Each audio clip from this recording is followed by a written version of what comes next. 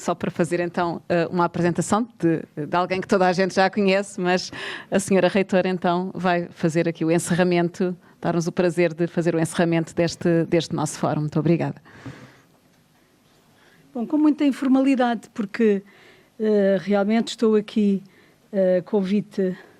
dos organizadores destas comemorações dos 40 anos do CIES, mas o CIES é uma casa a que eu pertenço, não é? Portanto, há sempre esta duplicidade, não é? De ser e não ser, de estar dentro, mas também estar fora. Enfim, vou dizer breves palavras que reuni há pouco, pensando o que é que eu posso dizer nos 40 anos do CIES, de um centro de investigação a que eu pertenço desde a primeira hora, se não mesmo da primeira hora, nas horas a seguir. O que é que se pode dizer olhando à distância do tempo e à distância também do espaço, porque realmente há muitos anos que não colaboro ativamente nas atividades do CIES. E, visto de fora, assim a esta distância, eu diria que o CIES teve uma trajetória que podemos dizer que é uma trajetória linear, uma trajetória de crescimento em muitas das dimensões, na dimensão dos recursos humanos, na dimensão dos projetos, na dimensão da internacionalização. Fomos ganhando, e agora já falo no plural, como pertencendo à casa, mas realmente o CIES, no conjunto dos seus investigadores, dos seus dirigentes, foi ganhando uma posição no sistema científico nacional que é hoje inquestionável. E isso correspondeu não apenas ao aprofundamento de linhas de investigação que estão desde a primeira hora, e correspondeu também a uma aposta no alinhamento por aquilo que eram as políticas públicas de ciência que, no fundo, enquadravam o trabalho que era necessário fazer. E este crescimento não foi apenas um crescimento com as características da matriz inicial, foi um crescimento e um alargamento para um trabalho menos individual e mais coletivo. Disseram-me há pouco que já aqui foi lembrado do José Manuel Viegas com a sua analogia da cooperativa de pequenos agricultores, e de facto o CIES passou de uma cooperativa de pequenos agricultores para uma instituição no sentido pleno do conceito. É uma instituição com regras, com formas de organização de trabalho individual e coletivo, e foi-se afirmando nestes 40 anos, como nós podemos dizer, bom, é normal, aconteceu com muitas instituições. E eu diria que não aconteceu com muitas instituições da mesma forma que aconteceu com o CIES. Há aqui traços distintivos neste processo simultaneamente de institucionalização, de profissionalização e, ao mesmo tempo, de aprofundamento do trabalho coletivo com a constituição de equipas que no início eram praticamente existentes. Sim, todos nós nos lembramos que havia o grupo do trabalho, que havia o grupo de Urbana, reproduzido no CIES aquilo que era um pouco a nossa atividade letiva e a nossa pertença não a departamentos, mas a secções, vamos dizer assim, ou áreas de ensino. Havia esses pequenos grupos, mas isso não significava um trabalho de equipa como hoje nós encontramos verdadeiramente institucionalizado. Não podemos dizer que o caminho foi fácil, mas eu acho que podemos dizer que houve muitos ventos favoráveis. Houve ventos favoráveis internos, internos à organização, internos ao ISCTE. Foram muitos anos, ao mesmo tempo, de conquista de espaço, mas também de afirmação, mas nunca de rejeição daquilo que eram as atividades de investigação. Houve muitos episódios de altos e baixos. Eu lembrar-me-ei sempre das discussões para se instituir o 1% de overheads sobre os projetos de investigação, umas discussões em que quase nos matávamos, mas não matávamos e sobrevivemos a isso, e, portanto, esse esforço de passar de um espaço de trabalho individual para uma instituição foi um esforço que fomos fazendo, e eu acho que houve políticas internas, mesmo oscilantes, que à distância nós podemos dizer que corresponderam a uma maior integração das atividades e um maior reconhecimento das atividades de investigação na estrutura orgânica do próprio ISCTE, melhorando as condições de instalação, melhorando as condições de funcionamento, não sem conflitos. Todos temos na memória pequenos episódios e coisas que aconteceram, mas quando olhamos à distância, de facto, os ventos internos foram favoráveis a que a investigação ganhasse espaço dentro da instituição e tivesse um reconhecimento que eu penso que em muitas universidades isso não aconteceu e que, apesar de tudo, no ISCTE nós podemos fazer esse balanço positivo, e é um balanço que não é dos últimos anos, é um balanço de longo prazo ou de trajetória longa. Sempre com um elemento muito importante que foi o respeito pela autonomia das instituições, das unidades de investigação, pela autonomia do trabalho dos investigadores, e isso é um elemento também da maior importância, que eu acho que nós nunca sentimos aqui verdadeiramente o que é o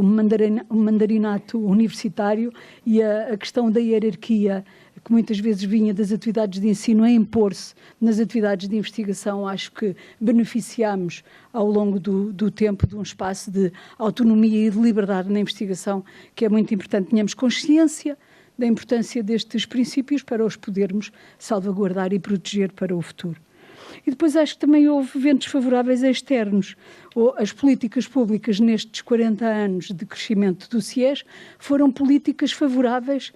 ao desenvolvimento científico, com o objetivo de fazer crescer o sistema científico, de que ele se constituísse, de ganhasse escala e com um desenvolvimento equilibrado de todas as áreas científicas, o que deu espaço, de facto, à afirmação das ciências sociais e humanas e às humanidades, podemos dizer assim, e, portanto, com esses ventos favoráveis internos e externos, o CIES acabou por ganhar no panorama nacional do sistema científico nacional um lugar que é um lugar de distinção, é um lugar único, que não se confunde, apesar de haver competição entre outras instituições, não temos um monopólio de coisa nenhuma, não estamos sozinhos, mas temos um lugar que é muito respeitado, que é olhado e que, apesar de tudo, contribui de uma forma muito significativa para a construção do sistema científico nacional na componente das ciências sociais e humanas. E isso apesar de, desde 2010, que o financiamento público do sistema científico vem a decrescer, estagnou, decresceu até na componente do Orçamento de Estado, mas apesar disso não houve uma regressão que nos impedisse de trabalhar. Recordo-me 2 anos seguidos, nos da pandemia, em que o CIES, o ISCTE, no seu conjunto, apresentou a concurso em 2 anos consecutivos 100 projetos de investigação em cada um dos anos, 200 no total, obteve apenas 5% de projetos aprovados, com financiamentos reduzidos, e apesar disso houve sempre uma capacidade de sobrevivência, de procurar outros caminhos, de procurar outras fontes de financiamento, e isso significa que há uma força interna, que há uma capacidade instalada que nos permite, mesmo em momentos mais difíceis que houve, eu acho que desde 2010 que vivemos um processo de grande dificuldade no financiamento da ciência, mas não foram recuos, vou dizer assim, ou paragens na política científica que tivessem comprometido ou que fizessem recuos drásticos naquilo que foi o desenvolvimento científico das nossas áreas. E, portanto, penso que o CIES se afirmou e construiu essa posição no sistema científico nacional, procurando sempre relevância nos trabalhos que iam sendo desenvolvidos, e isto são procuras, vou dizer assim, são buscas que resultam do trabalho individual e em equipa, da percepção. Não há aqui ninguém a organizar nem a planear o que é a nossa atividade científica, mas acabamos por ter uma intuição que nos leva a fazer trabalhos que são relevantes, que são de qualidade, que respeitam as regras básicas da avaliação por pares, que procuram alinhar com aquilo que são os referenciais internacionais de qualidade do trabalho que se faz, e isso é, na minha opinião, um dos fatores que explica o êxito, o sucesso, sempre relativo, que tivemos. Depois há uma outra característica do nosso trabalho que me parece muito importante, que foi a persistência. A persistência em temas, em áreas temáticas, mesmo quando eles passavam de moda, ou aqueles que estão em risco de passar de moda, não corremos atrás daquilo que eram até algumas bandeiras algumas bandeiras do financiamento, corremos, mas não abandonamos aquilo que eram os projetos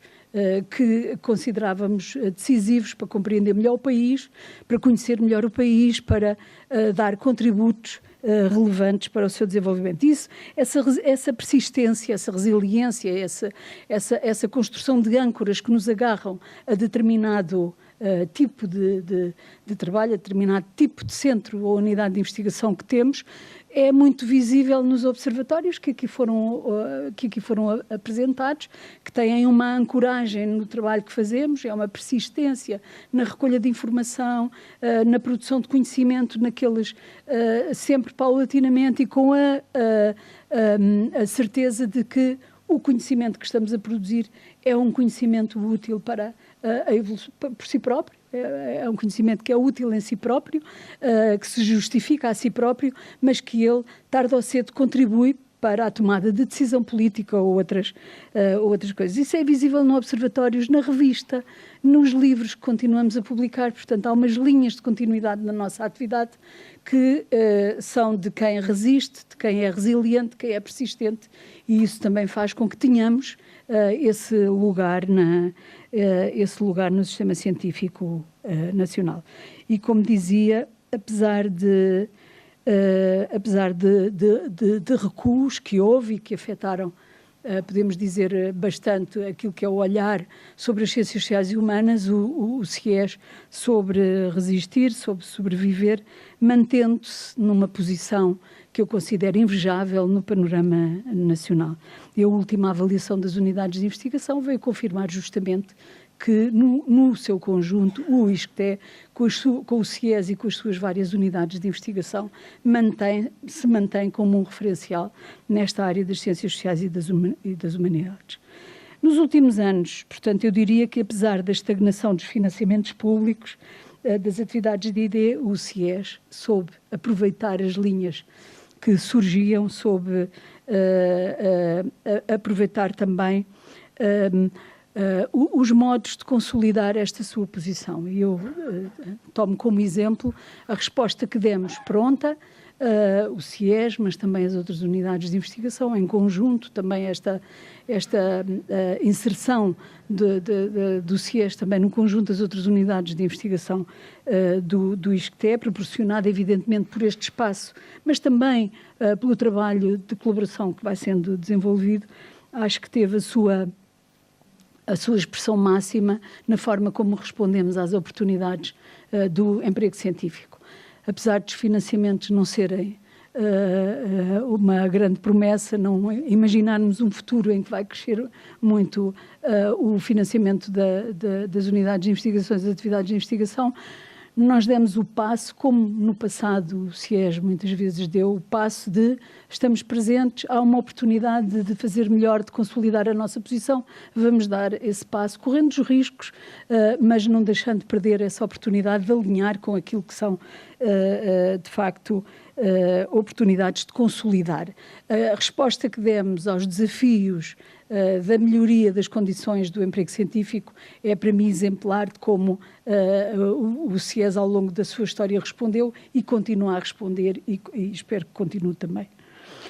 Eu terminava aqui com umas notas que tomei, que é, nós não sabemos o futuro, o que é que o futuro reserva ao CIES ou o que é que reserva às ciências sociais, nunca sabemos. Nunca, o futuro não pode ser assim avaliado, não é? Não o podemos antecipar. Não sabemos em que medida é que este futuro vai ser afetado negativamente por aquilo que hoje paira como uma sombra, uma ameaça, não sei bem dizer, umas nuvens que tapam o sol, que vivemos em muitos tempos. Eu não quero ser arauto da desgraça, porque não costumo ser, nem quero ser pessimista, porque também não costumo ser, mas realmente reconheço que vivemos tempos sombrios. Não vos trago novidade nenhuma, vivemos tempos sombrios. Mas tenho para mim que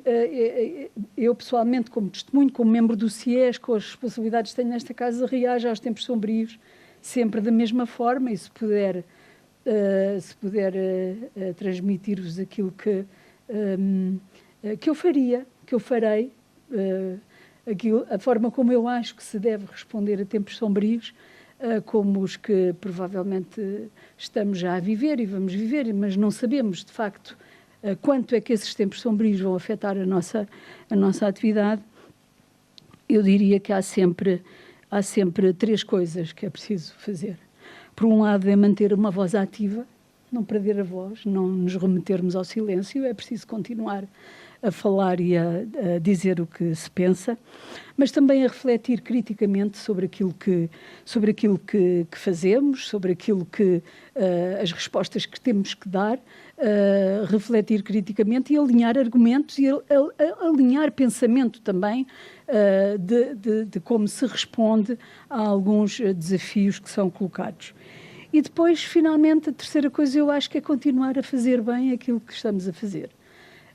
Não sair do nosso lugar, não desistir e continuar a persistir a fazer aquilo que temos para fazer, que é fazer investigação, que é ensinar, que é formar pessoas, é formar as novas gerações, transmitindo aquilo que nós sabemos e aquilo que também sabemos fazer. E depois continuar, no fundo, é uma forma de continuar uma história, porque nós não sabemos se estamos no fim da história. Nunca sabemos se a história chegou ao fim. Eu tenho para mim que as histórias só chegam ao fim quando acabam bem. Se ainda não estão a acabar bem, é porque ainda não acabaram e têm futuro. E, portanto, eu diria que é preciso acreditar que o fim da história não existe.